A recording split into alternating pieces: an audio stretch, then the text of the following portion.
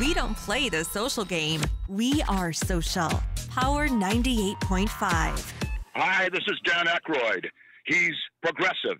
He's beautiful. He's thoughtful. He's intelligent. He's powerful. He's positive. He is Stephen Cuoco on Power 98.5 Satellite Radio. You're listening to Power 98.5, powered by United Angels Dream, your #1 resource for public relations, entertainment, and multimedia. Contact them today at unitedangelsdream.com.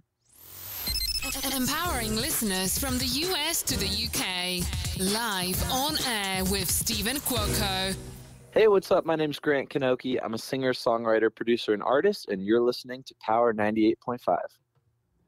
Hey everyone, this is Ryan Murphy. I'm a 2-time Olympian training for the Paris Olympic Games.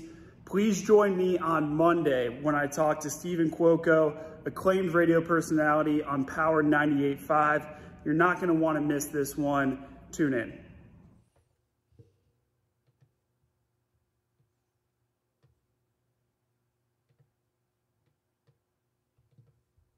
Cuoco. At what point did you realize when you started looking into public relations, started looking into casting, you know what, Stephen, I'm pretty damn good at this. I think we should keep following this path. It really is effortless, Donovan. I mean, it would be the same of how you do your show. When you bring your all to the table with great intentions and no expectations, it just makes life fun and it makes the career of choice fun.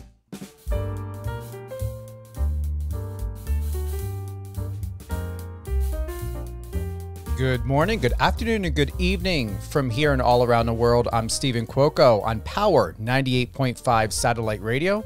Whether you're listening to us on the iOS or Android app, Alexa, Streama, MyTuner, Live FM Radio, or the Power 98.5 Satellite Radio site, we are your premier destination for news, sports, entertainment, and all great things and important news and information, just like Ryan Murphy. Second time live on air with Stephen Cuoco. Super excited to have him with us today. Send us a message. I know we got one already from Marcos Papadatos. Big shout out to Marcos. He got his question in for Ryan early today. I appreciate it. Marcos is awesome. Marcos is the reason why Ryan and I know each other. And what I enjoy most about Marcos is he's just like myself. He's all about what true media needs to be and should be for the people. You know, we are a representative of the public, for the public, and beyond paid media, which is not, you know, I always say, you know, if you're going to do paid media, it's like saying you're a professional athlete, you're going to win gold, but what people don't know is you doped behind the scenes to win. That's like paid media. If you're a politician, that's fine. That works. You want to build credible relationships with journalists, media companies, because the media companies, their fiduciary responsibility is to their advertisers, their sponsors, and their shareholders and investors. As journalists, we're here for you. But just know that while you're working with someone or building a team or you're doing this on your own, send out individual emails to journalists, to staff writers, contributing writers, and build relationships with them. Tailor that communication with them in a very, very organic and natural way. Do try to stay away from sounding robotic or that you're copying and pasting. Very much tailor it and know who you're connecting with. Go to the site, figure out, let's just say hypothetically, I'm going to say Sarah Evans, and she's with Wall Street Journal. Go and take a look at her work. Is she going to talk about, is she writing about what you do? Is she writing about what is happening in the industry? Does she cover sports, lifestyle, entertainment, fashion, community, business? There are many different areas, and it's a lot of work when you do it that way. However, it's rewarding because once you establish these solid relationships with journalists and writers and media professionals, they're going to keep coming back and they're going to want to know more and they're going to do more and they're going to be an incredible ally and asset to you because they're going to really want to write about you. They're not going to want to write so much in a style of a TMZ article that most write about, or something in third party. So definitely really have great representation. You should always have a publicist on board. They are the artery to every business, all businesses. And without a really credible licensed publicist like myself, it can be a little bit and become most definitely convoluted. And don't have your agency or management handle PR. They're there to facilitate getting you job, paid work. So there's a difference. So remember, management, booking agents, if you're in a music industry, let them do their job to get you booked, to get you into book shows, possibly some collaborations. But when it comes to media and endorsements, and even at times sponsorships, you really want to have your publicist lead the way with you, side by side with you, to be that ally and that facilitator at the highest level possible. Power 98.5 satellite radio, power985.com. Once again, download the iOS or Android app. Our reach is in 200 countries. Most popular from our UK home base, where our team and a lot of our members of Power 98.5 out of Manchester are there. And we're also a New York station. We're a New York FM station, and we're a New York satellite radio station. We stream live on MyTuner, Streama, Streamitter, live FM radio, and more is why the reach is so big. Also, it's because of the support of our friends and family that are here with us. And we have two other incredible journalists, Catherine Swain with Catherine and Company, and we have Alicia Pazzoni with Resilient You. Alicia's show is on Saturdays at 11 Eastern. Catherine's is on Sunday at 11 Eastern. Check the schedule. Go to power985.com and you will find all of our shows, whether pre-recorded or even our lives. This is a live. We're going to be live with Mr. Ryan Murphy today. And this is it's recorded, and we're going to re-air it and always double check the schedule. If you happen to not be available, or you want to have more flexibility to listen to top, incredible, amazing people that we have as guests on our shows, and I'm going to speak more specific to my show, I am available on all podcast channels: Spotify, Amazon Music, Amazon Audible, iHeartRadio. I'm loving the flexibility, just like with Ryan. If his fiance or his family or anyone's not available, or even his coach to listen now, he can go to any one of those platforms, get the link, share it, and then they can catch up on what we're talking about and what's happening in Ryan's life. And it's a really, really great way to market and monetize and be able to get information out there when you need it and want it most, and when you have the time to listen if you're not able to join us during a live interview or when we re-air these live shows. That podcast aspect works very well for radio, at least for us here on Power 98.5. I will say that Catherine Swain, Catherine and Company, she is on Spotify, she is on iHeart, and Resilient You with Alicia Pazzoni, she is also on Spotify and iHeartRadio as well. Mine, I am on Amazon Audible, Amazon Music, in addition to the other ones. Mr. 4-time Olympic gold medalist, 6-time Olympic medalist, and world record holder Ryan Murphy. He has, I'm sure you've taken a look, and if you haven't, please head on over to his Instagram, Ryan_F_Murphy. You're going to get to see all the latest and greatest. You're going to get to see his gorgeous fiance. They had a beautiful Valentine's Day, fashionable. They're out and about around town looking incredible. Check out the beautiful black and white photo and the color photo that was just published or shared on Ryan's social on February 7th. I'm loving the soft launch. They're on that beautiful boat. I don't know where my invitation was, but I know Ryan's going to have a really, really good reason as to why I wasn't there. But then again, I got to keep in mind, I'm not engaged to Ryan. It was their day. So I'm not worried about it, but I'm looking forward to all additional things that are happening in Ryan's life that is extraordinary for someone that is so young, so passionate. People want to hear what he has to say, to know what he is doing. I've told him before, we know that about, there's Michael Phelps and there's Caleb Dressel. Well, Ryan is right there side by side with both of those legends. And he is not only having had established such credibility in the world of Olympics and swimming, but he's also here having had shared many, many, stories and insight about events and particular conversations that he had that really helps to move the younger generation and even my generation, Gen X, to better understand what relationships mean, why conversations are so important, and why it's also extremely important to hear it first and foremost from the person themselves, just like what we're going to do today. I have no idea what we're going to be talking about. I love that. I'm going to be in this dance with Ryan, and we're going to be moving very gracefully to catch up on what he's doing, where he's at. And I believe the last time Ryan was on my show was April of last year. So we're coming up to almost a year later. With that being said, Ryan, good morning. How are you? I'm great. Thanks for having me on, Stephen.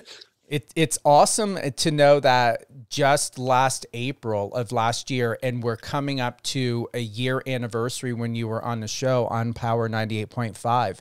You've accomplished, it seems like 5-6 years worth of life within not even a year's time. There's definitely been a lot going on in the past year, both professionally, more on like the hobbies, investing in those a little bit more. On the relationship side, life is definitely moving fast, and that's honestly how I like it. Congratulations on your engagement. It looks like your wedding is going to be something that People magazine would probably want to talk about and have on the cover. Well, we'll see. Bridget definitely has a really good creative eye. That's the field that she works in. So she works in production with Allbirds, a shoe company, and so she's really leaned into the creative side, and she's gonna take that one. I'll be there, and I'll be really excited to be along for the ride. But Bridget's got a lot of creative control on that day, and she's doing an awesome job. How many years have you guys been together? Has it been about 10? It's been, so we started dating in 2016. So yes, we're coming up. It was November of 2016 is when that's our official anniversary. So we're at about 6.5 right now. Incredible. I mean, it feels like it's been 10 years, the way that you guys just, it's this post like here, like going back to October 11, 2022, it looks like you guys are either sitting on a boat or you're in a chair and she's got that cuddly blanket or something around her, and you guys are in the sunglasses with the hat on and she's sitting on your lap, and it looks like a lifelong relationship and kindred spirit. It's incredible. Yeah, 100%. I feel like we really do have strengths that complement each other. I think there's definitely a lot of areas of and a lot of aspects of Bridget's personality that I really admire, and I would love to be more like her, and I know she feels the same about me and some of the ways that I approach life. And so it's really a cool relationship. I think I view her as someone who is so smart and hardworking that she's able to do pretty much anything she puts her mind to. And so really having the baseline of the relationship being that level of respect for one another is something that I think has been that's really shown throughout the entire relationship. We know that when it comes to media, there are times where your opinion is matters and it's included. There have been some articles out there to where it's been more third party, objective to subjective from the journalist or, the person that was writing about it. Is there anything that has happened within the last month or in the last year or during a pandemic? Is there anything that you would like to share that maybe wasn't understood of what we were reading? Because I dug deep to catch up and to really be interested, be like, okay, what's happening with Ryan? And where do you feel like your voice has been really heard throughout the last year of what's been talked about when it comes to you? Yeah, that's a great question. And I think for a long time, whenever I'd have media requests come in, I would always ask to do more long form interviews. Like I find that to be a lot more engaging. You could get a sense for someone's underlying feelings. When it's more of short form articles, I think I just have to be really clear about what I'm saying and what I am not saying. And I think that's where I am starting to grow a little bit more. And so I would say in the past year, really the big highlights for me and the things that I feel really awesome about is one, getting engaged. Like that's really, it felt like a natural step for me and Bridget to continue on our relationship. It's definitely been a long time. I feel like we've seen all aspects of each other's personality. And so there's a lot of comfort in that decision. And I'm really excited to build a future with her. More in the pool, I would say I've honestly leaned in even more to the pool side of things than I would say I have in the past. As you get a little bit more established in the sport, there's so many things that I've learned throughout the years that I think has contributed to my success. I think when I was young, everything kind of came a little bit easier. I mean, you're going through growth spurts, you're changing scenery and going to college. There's a lot of excitement. You're dropping time every year, and you could really just feed off that excitement. As you hit a point where you're more looking at longevity, how do I maintain these times? How do I call it a tenth of a second faster or a couple of 100ths of a second faster? Well, then you really start looking at the lifestyle of success. You look at any potential thing that could impact a performance, and you're trying to maximize the way that you're approaching it. So as an example, my nutrition, I feel like I understand the ideas of what I'm trying to do, the macros I'm trying to hit, how I'm utilizing or how I'm consuming those macros at different points of the day in order to maximize my energy for practice. On the recovery side, I have a really good understanding of the physiology of my body and the way that I react to certain types of practices and how I can recover based on that. And then on the mental side, I feel as sharp as ever. So I really like where I'm at.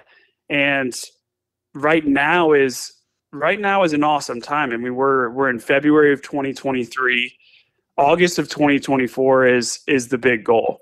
Trying to make that 2024 Olympic team is going to be a big challenge, and I'm up for it. I think I have a really high level of respect for the people that I'm competing against, and I really think that is what drives my motivation and drives my urgency on a day-to-day basis. So I think really that last point is the one that's most important to me. Like, my motivation comes out of honestly extreme respect for the talent and work ethic that my competitors are putting in, and knowing that in order to compete and potentially beat them, I've really got to stay on top of it day to day. When we look at your relationship and partnerships with Goldfish, I'm going to say that there very much is a lackluster on the information as to what's happening with you. I'm not saying that that's Goldfish's fault or problem or yours. What's huge is it's the learn how to swim. There are quite a few athletes that have their own programs, or they're working with other nonprofit agencies or such to teach people how to swim. This is extraordinarily incredible in the fact that you are different from other athletes. Neither, like when we think about Jamal Hill or you or many other swimmers or people in the career of wanting to teach people how to swim. Speedo has its own program teaching how to swim. What should we know best about your relationship with Goldfish?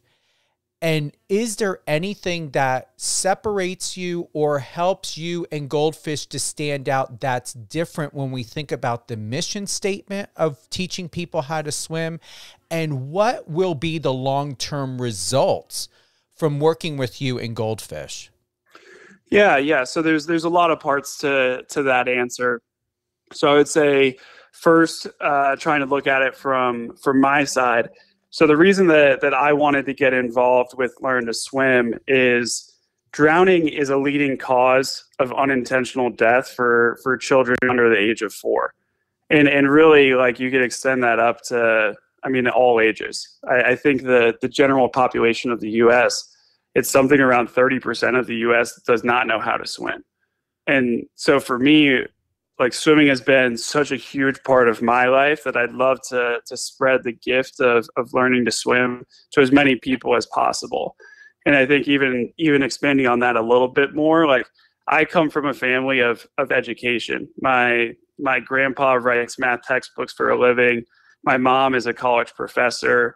And so that's kind of been passed down to me, and where my education, my ability to affect education is going to be on the Learn to Swim side. So that's the reason that I really wanted to be involved with this cause. Specifically, why I like Goldfish is because of their backgrounds. So Jenny McQuiston was an All-American swimmer at Arizona. So she learned how to swim at a young age, continued to develop in the sport, and then she took all of that knowledge that she had from being at Arizona, which was, if they weren't winning national titles when she was in college, they were competing for national titles. They're a really, really good program. And so she was able to take that knowledge and put it into the learning curriculum for young kids. I looked at that curriculum and I loved it. I thought it really taught kids how to swim the right way, but also cultivated an environment that's really fun. Because I've never been someone who's wanted to tell people, hey, you should go swim. That's not my stance. My stance is you should learn how to swim the same way that you learn how to run, the same way you learn how to ride a bike. I view it as an essential skill that everyone should have. And then ultimately, if they want to take that in a competitive way, awesome. Like that's encouraged and that's incredible. If they just want to feel comfortable going to the beach or going on a boat, that's awesome too. And so Goldfish really checks the boxes on both of those sides. And I think long term, like, really what I'm looking for with the partnership, Goldfish is adding franchises every month, like multiple franchises every month. So last I counted, they had over 125 franchises across the US. And so that allows me the ability to expand the audience that I'm talking to. I can't be in every city in the US at one time and make a positive change, but Goldfish is working their way to having that sort of footprint in the US. And that's something that I'm really excited about. Are they going abroad at all, or thinking Canada, Australia, any other countries? So I haven't had that conversation with them in probably the last year. So at the moment, and a year ago, you're still kind of working through the impacts of the pandemic, and so they were really focused in on the U.S. at that time. We'll see. Like once they feel that the U.S. market is saturated, or they have area development agreements to a level that they believe the U.S. will be saturated, then I could definitely see them expanding and looking into other countries where their model would make sense. Who is Ryan Murphy when we're looking at Goldfish and teaching people how to swim? What are you doing? What would I learn? Yeah. So, I mean, right now, like there's a couple of different facets of it. So the one like more traditional partnership is I'm helping amplify Goldfish's messaging. So every year they're going to come up with a campaign. This year their campaign is the golden years. So everything is really fun. It's engaging to kids, and they're really into goal setting. So the golden years is looking forward to this year. What are the key dates in the year? What do the kids want to learn, do, improve in? And so that's their campaign. The other side is they're looking to expand their footprint. And I think I have a business degree from Cal Berkeley, and I've always taken academics really seriously. So I can understand when Goldfish is talking about the financials of their business and why that might be attractive to potential franchisees. I can sit there and understand that conversation, talk with franchisees, and hopefully expand the footprint of Goldfish even further. If I'm able to ask, what does it mean to be franchisees? And before you answer that, when I hear that word, I don't know why, but McDonald's always pops up in my head, probably because from the film I watched. So what does it mean to be a franchisee? Sure. Yeah. So Goldfish started as a single location, a single franchise, just outside of Detroit, Michigan. Their location, their store was having a lot of success. And so some of Jenny and Chris McQuiston's neighbors started asking, hey, like, could we open up a Goldfish location? Could we utilize your curriculum, your interior footprint, and some of the software that you have in place to bill and attract new members? And so ultimately Goldfish decided they liked that idea.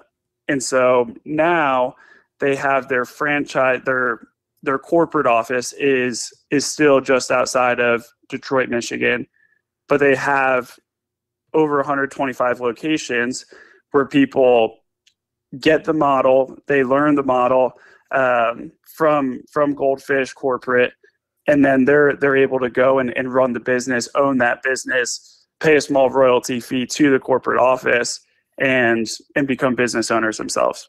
So it is kind of like a model the way when people have McDonald's or Starbucks or something like that, right?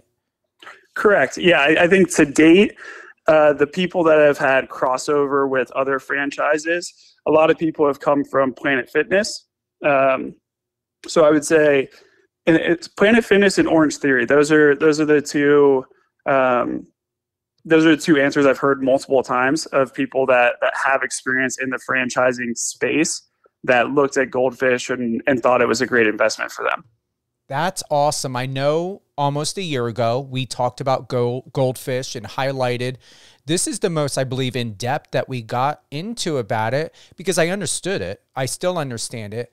It's just incredible how companies and businesses, like if you can call it a business, but these helpful platforms like Goldfish are so available and ready. What my question here is, we know, like I said, there are programs like this out there.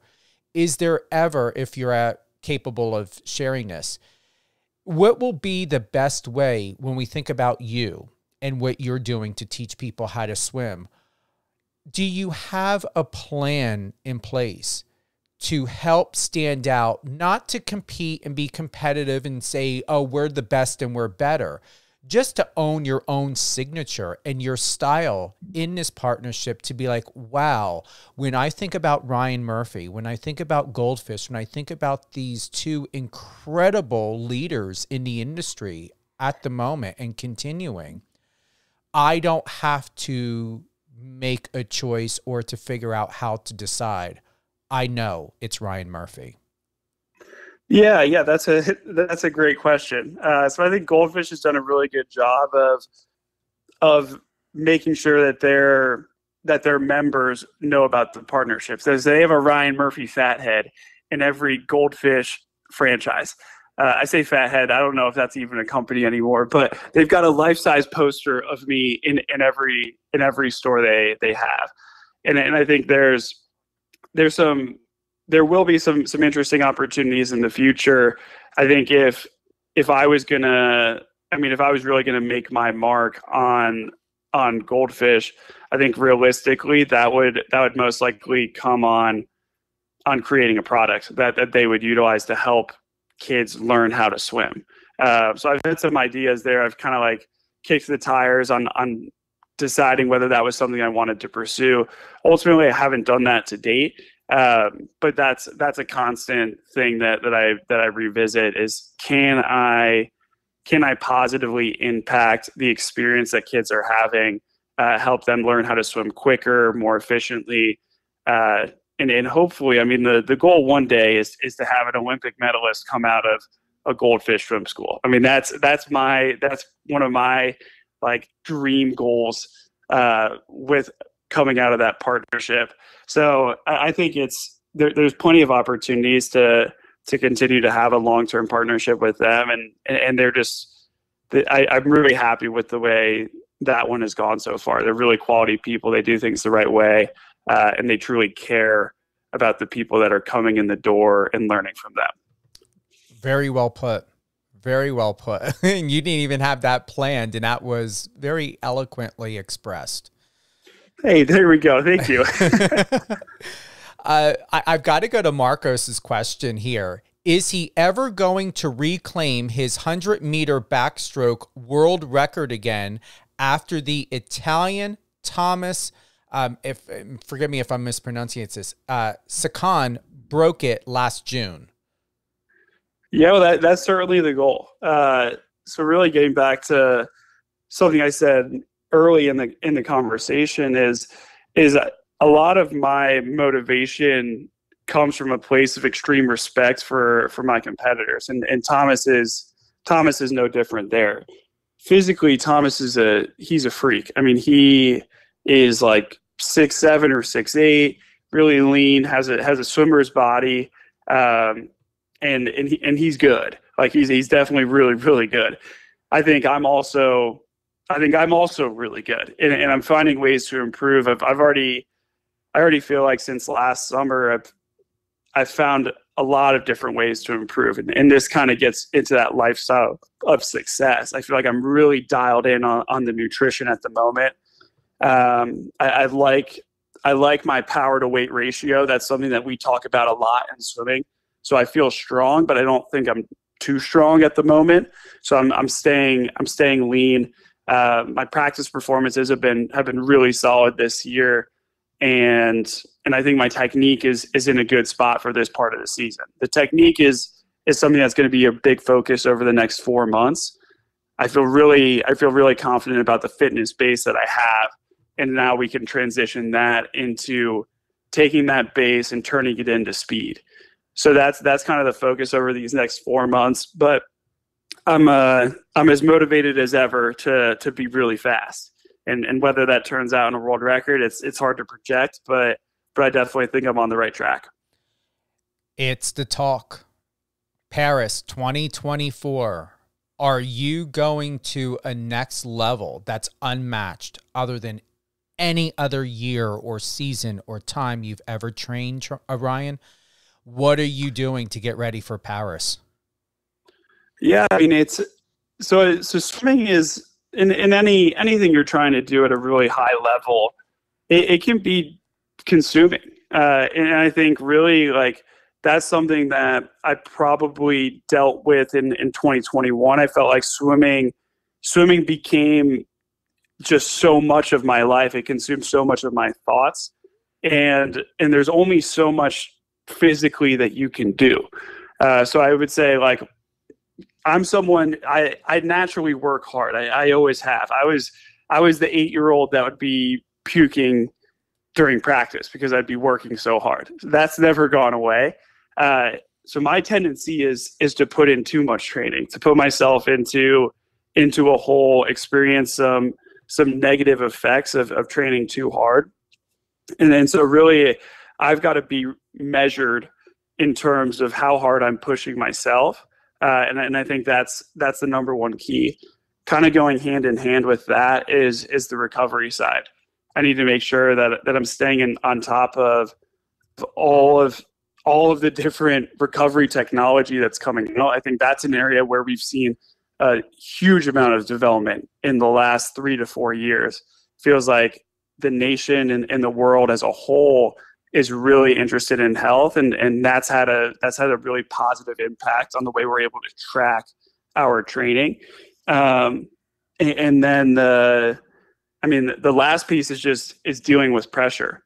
I think what's going to be really interesting over the next year and a half is we're back in a stage now where we could fill out arenas.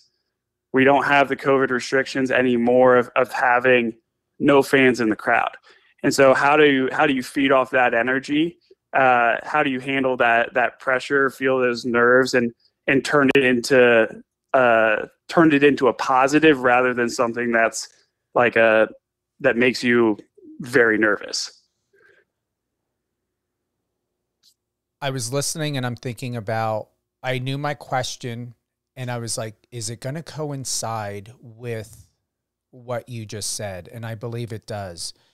And I was just really thinking, just checking in with myself, does this question fit for you right now? And I believe it does, because Paris is huge for many people across the board in various different sports at the moment, even with the Paralympics. Mm-hmm. Where does stress and everything else that goes into of what you're putting into this, does it have permission to be in the pool, or is it when you know that you are ready to go to do your greatness in the water? Does it leave you? Yeah. I mean, I think stress is something that it's really easy to look at stress as a very binary thing. You're either feeling stress or you're not. I view it on a scale. So you can, I think at all times, I'm probably carrying a little amount of stress. Like I work out for at least 3 hours a day. I'm going to be carrying some physical stress there. But I think the mental stress is the thing where we put a lot of energy, and I specifically put a lot of energy on the mental stress throughout the year. I'm always trying to manage it. I never, especially in the few months leading up to the games, I don't want any outside stress to impact the way that I'm able to train or compete. And so, like, I talk to someone the same way that I see a physical therapist. I see a physical therapist to hopefully stay ahead of any injuries. I talk to a therapist in order to hopefully stay ahead of mental challenges. And that's something I feel really good about, and it's really had a positive impact on my life. When I get to the meet, though, I'm happy to have stress at the meet. Like, I think in order to get an adrenaline into your system, you have to be feeling some sort of intense emotion. Stress is an easy one. Nerves is an easy one. Excitement. It all kind of has the same impact on the way your body reacts. And in the moments before a race, like I'm trying to go faster than I ever have. And I think in order to do that, I have to be feeling some pretty intense emotions. Like if my body's moving really fast, my brain is moving pretty fast as well. So I'm not too concerned about feeling a ton of nerves in the 5 to 10 minutes before the race. Throughout the week, being able to, we call it move into the race and move out of the race. Moving into the race is called the 2 hours before. You're at the pool, you're getting ready, you're warming up, your brain is getting excited. But then cooling down, like your body's cooling down, but your brain has to cool down too. How do you settle down from, hopefully an incredible result and having hundreds of messages on your phone that you're trying to respond to? Like that's all good and great, but you've got to let yourself relax, because you're likely going to have another event coming in a day or two, and you don't want to be exhausted by the time that one comes around.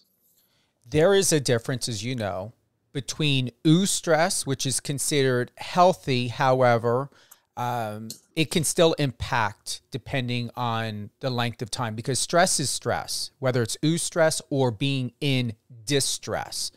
We know that the body is in some sort of fight or flight. You've got the central peripheral autonomic nervous system. There's a lot of chemical reaction, a lot of chemical and bodily communication, cellular communication going on. Do you understand and have such an extraordinary relationship within yourself to know the difference between eustress, which is said to be healthy or normal stress, and being in distress? And what do you do when it comes to that inner dialogue, emotionally, mentally, because everything begins emotional, mental to physical, and then spiritual, cosmic, scientific? What does Ryan do? And what is your relationship between the two? Yeah. I love that question. I mean, I would say, like, I very much have a mind where I try to simplify things as much as I can. So I really consider eustress as a sense of urgency. So I think that's like, okay, you know, like you've got a little bit of a fire under your butt to get moving every day. That I consider that to be eustress. The distress side, yeah, I mean that's what I'm really consistently working on. I would say I've always been really good at framing situations. I would say that's one of my mental strengths, and that's kind of my default. Like if I'm in a period where I am leaning a little bit more towards distress, then I'm trying to frame like what it is that's making me feel that distress, and put it into perspective of, okay, like how important is that really in the now? Is it something I can control? And if it's not in the now and it's not something I can control, then I try to let it go. So that's my personal philosophy with it. And I could certainly feel a difference in the way my body reacts. Like a little bit of eustress, I think, is great, because it gets me fired up.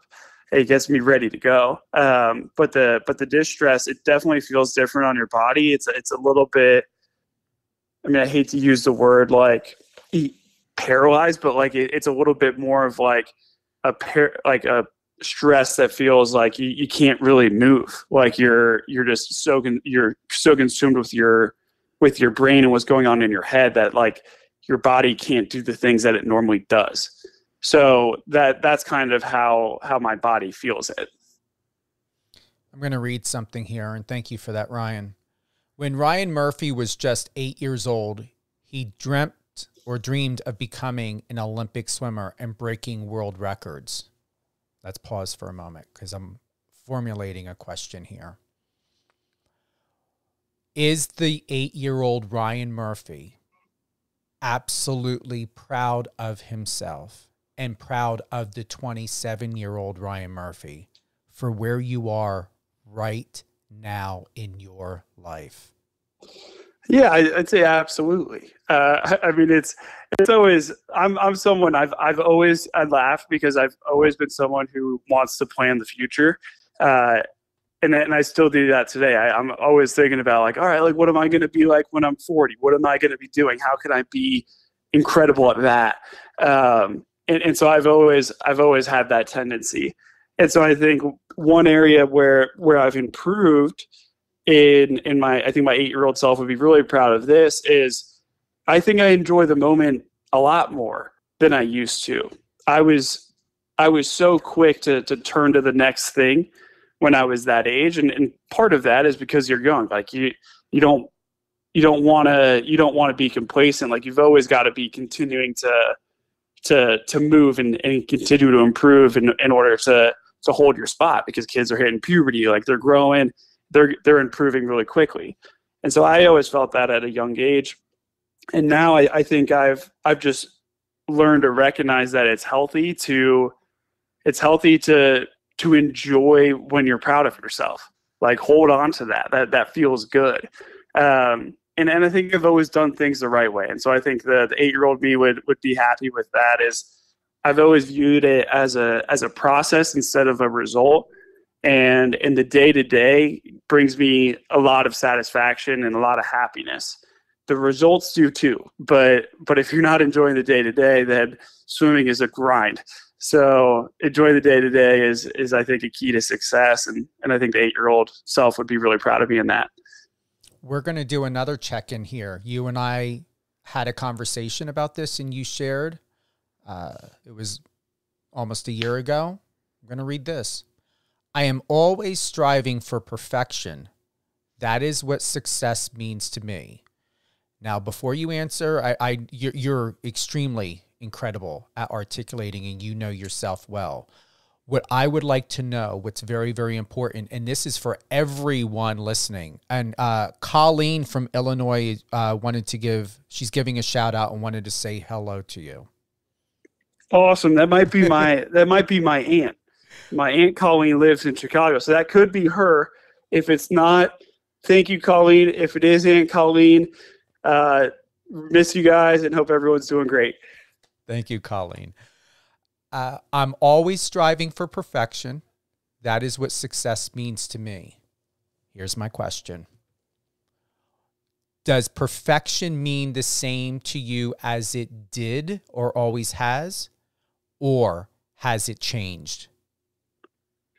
Yeah, I think it's definitely changed. I think there's, and this is, it's definitely changed. So I think for a long time, I'm very math inclined. So like with a math mind, there's typically a right answer, like one right answer and a bunch of wrong answers. Not everything works like that. So many things operate on a scale. They're not binary. And so I would say there's so many parts of myself that are imperfect. But I think that's what makes everyone unique. Everyone has their own little flair, their own things that they care a lot about. And that's what makes them completely unique. And so I think I think now, like, perfection is your own thing. Like you're looking at yourself and you're trying to decipher what perfect is. That's going to look different for other people. And so for me, like embracing the imperfections, embracing the things that I really enjoy about myself, I think that's really how it's changed. A lot of accomplishments here, Ryan. I'm going to go back to just a couple. 2018 World Short Course Championships, 2019 World Championships. A lot of here, going on a successful past and promising future. Lot of great goals, winning the bronze medal, winning the silver medal, winning gold. Someone who would like to learn how to swim and who is someone who admires you and who has a great relationship with water and who would like to have even better relationship with water and the freedom to accomplish what you and many other great swimmers are doing in the Olympics and Paralympics. What would you say to that person to help guide them and lead them to know that whatever it may be, wherever they need to start, what would the 5 or 8-year-old Ryan say to that person? Yeah. So I think really the most foundational level of success and long-term success is hard work and showing up. So being available and working hard. So what I would tell a 5 to 8-year-old is one step at a time. Like overnight, you don't go from learning to swim to an Olympian. And there's so many things in between there that are so fun and so rewarding. And so one step at a time is one for more intrinsic motivation. And then the second one is get to know the people you're doing it with. And day to day, you're going to be training with people. You're going to be competing with people that have similar goals. and working towards huge goals as a part of a group and enjoying that group you're doing it with is going to lend you to have more success and to enjoy it more. So one step at a time and invest in your teammates. Last question, providing you're at liberty to share. What has been the most painful experience that you've ever had in or out of the water that you would like to share to any hopeful, any person in the world to help them learn from you, from what you could about to share with us, so that they don't have to go through it to have a saving grace moment? Yeah. That's a great question. I mean, I would say on the personal side, I feel like I've always been able to bounce back from disappointments pretty quickly. And so I feel incredibly fortunate to have been able to do that.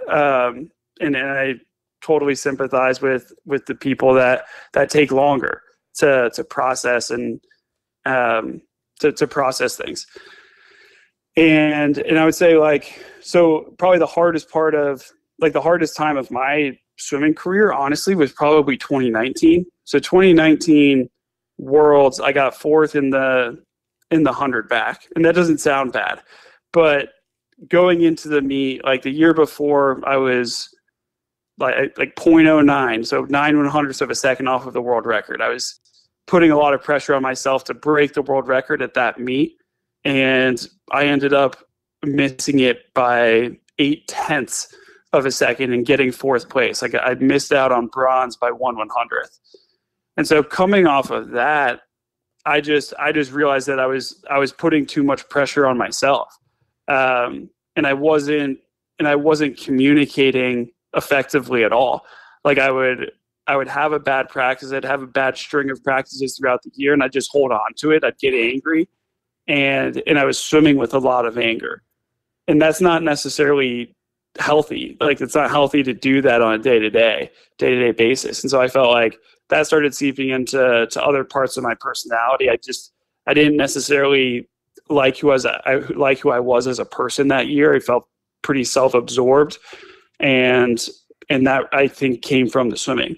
And so coming off of that summer, I really made a commitment to myself to communicate as clearly as possible to the people that matter most to me. And so, like, in strictly related to swimming, I learned how to be really straightforward with my coach and be like, hey, here's what I felt like worked.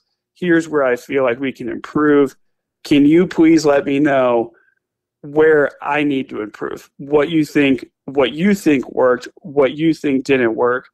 Let's have a conversation about it so we can understand where we might have a different point of view, talk through it, and then the goal is that I have 100% buy-in after this conversation. And so that went really well. It was probably an hour-long conversation where we tried to put all emotions to the side, like both sides of that table.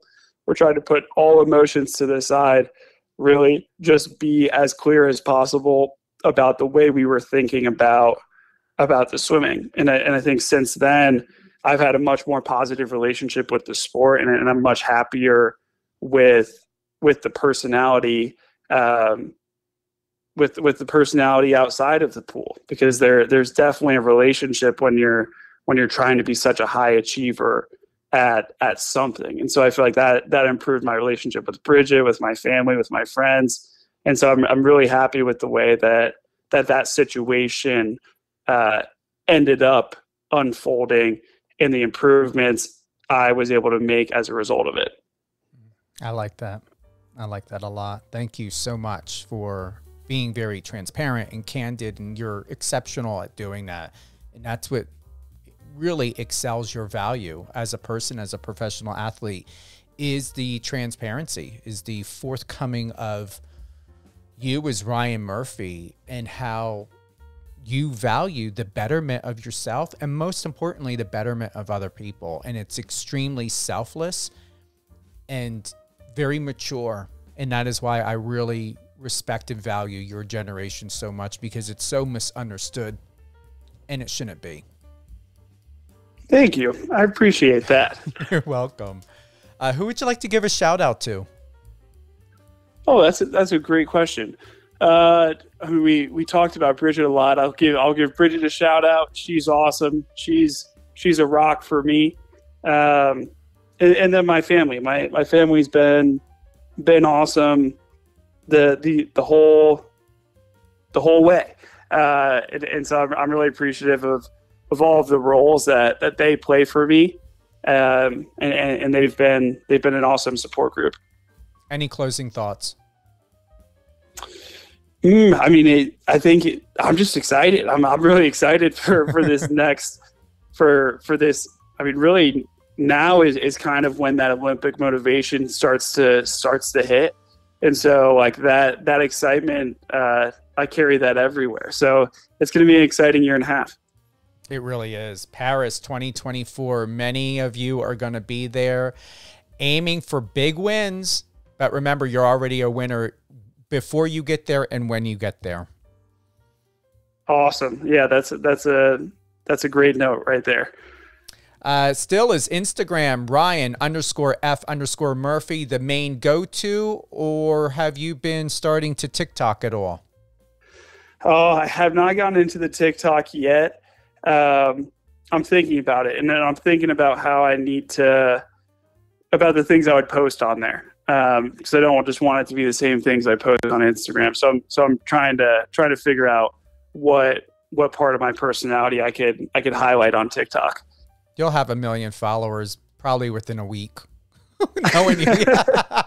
Guaranteed. I love it. Well, I got it. Definitely have to get on there. Yeah, I'm serious. Saying this from a PR perspective, advice.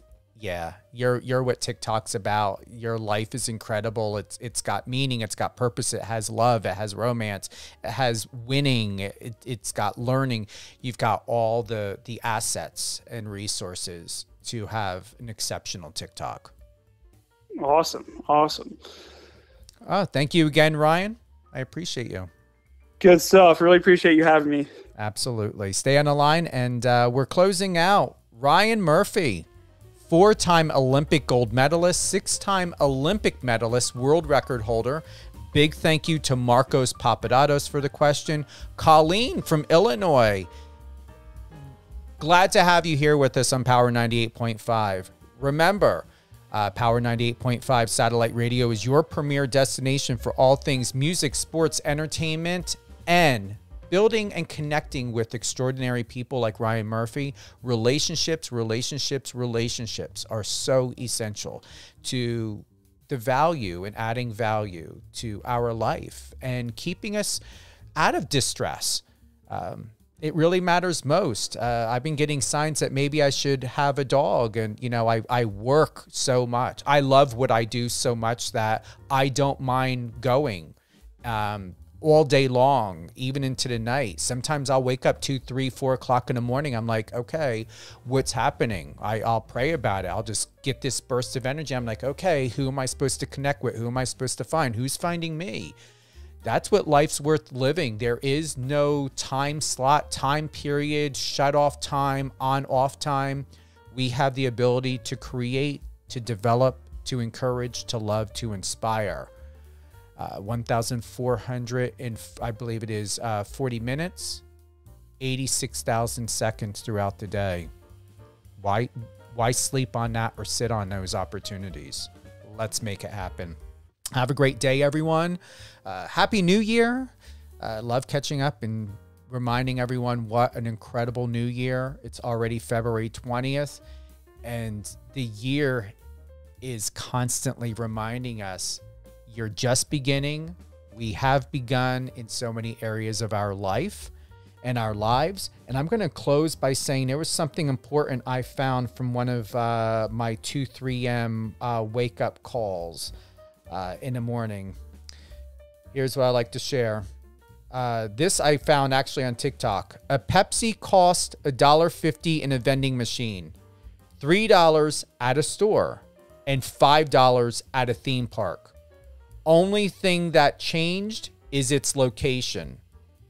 So next time you feel like you don't have any worth, it's not you. Maybe it's your location. Finding the place God intends for you to be will change everything. I love that so much. I feel like saying that again, but you guys got it.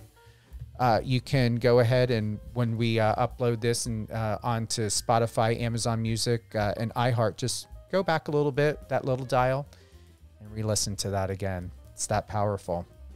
Have a great day, everyone. Thank you again for joining us with Mr. USA Olympian Ryan Murphy.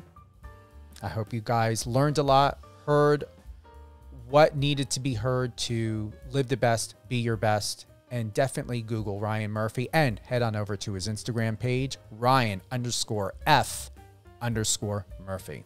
Enjoy, everyone.